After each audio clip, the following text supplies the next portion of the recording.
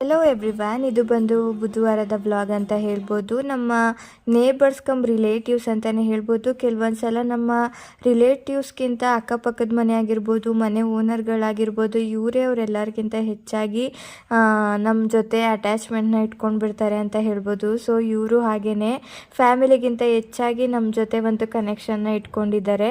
So ಹಾಗಾಗಿ ನಾವಿಲ್ಲಿ ರಿಸೆಪ್ಷನ್ಗೆ ಅಂತ ಬಂದಿದ್ದೀವಿ. ಸ್ವಲ್ಪ ಬೇಗನೆ ಬಂದ್ವಿ, ಇನ್ನೂ ಯಾರೂ ಕೂಡ ಬಂದಿರಲಿಲ್ಲ. ನಮಗೂ ರೆಡಿ ಆಗೋದಕ್ಕೆ ಸ್ವಲ್ಪ ತುಂಬಾ ಟೈಮ್ ಸಿಕ್ತು ಅಂತ ಹೇಳ್ಬೋದು.